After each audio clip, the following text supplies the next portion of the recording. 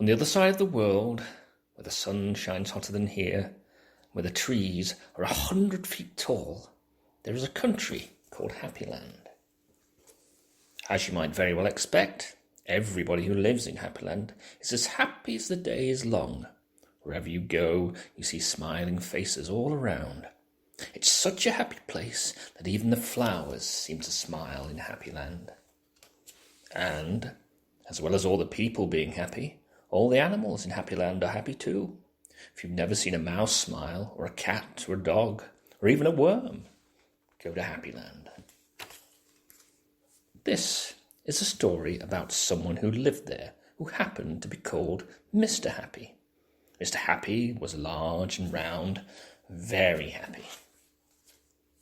He lived in a small cottage beside a lake at the foot of a mountain and close to a wood in Happy Land.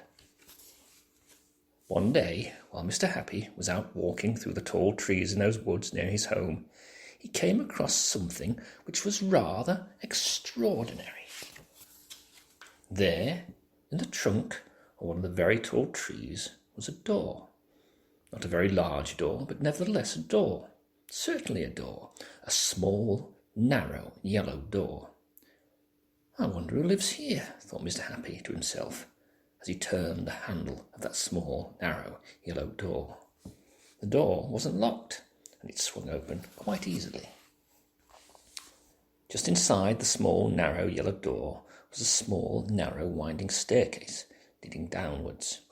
Mr. Happy squeezed his rather large body through the rather thin doorway and began to walk down the stairs.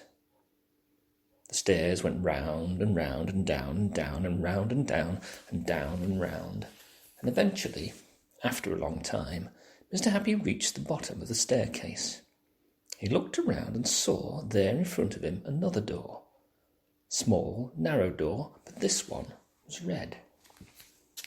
Mr. Happy knocked at the door. "Who's there?"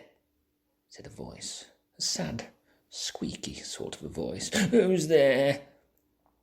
Mr. Happy pushed open the red door slowly, and there, sitting on a stool, was somebody who looked exactly like Mr. Happy, except they didn't look happy at all. In fact, he looked downright miserable.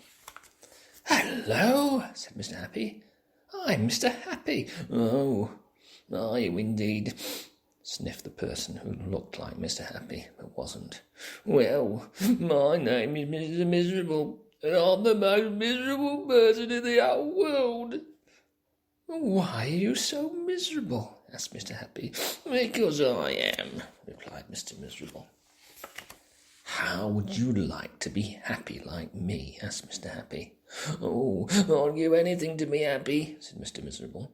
"But I'm so miserable, I don't think I ever could be happy," he said miserably. Mr. Happy made up his mind quickly. "Follow me," he said. "Where to?" asked Mr. Miserable. "Don't argue," said Mr. Happy, and he went out through the small, narrow red door. Mr. Miserable hesitated and then followed.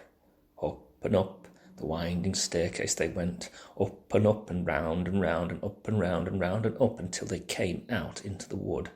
"Follow me," said Mr. Happy again. They both set off through the wood back to Mr. Happy's cottage. Mr. Miserable stayed in Mr. Happy's cottage for quite some time, and during that time the most remarkable thing happened. Because he was living in Happy Land, Mr. Miserable ever so slowly stopped being miserable and started to be happy. His mouth stopped turning down at the corners, and ever so slowly it started turning up at the corners. And eventually, Mr. Miserable did something that he'd never done in his whole life. He smiled. And then he chuckled, which turned into a giggle, which became a laugh, a big, booming, hearty, giant, large, enormous laugh.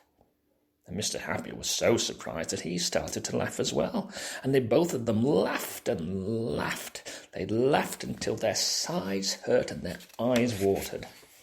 Mr. Miserable and Mr. Happy laughed and laughed and laughed and laughed. They went outside, and still they laughed.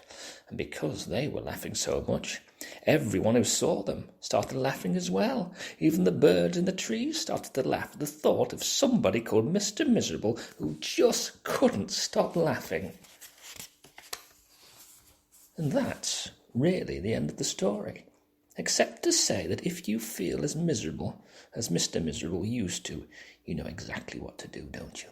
Just turn your mouth up at the corners and smile. Go on.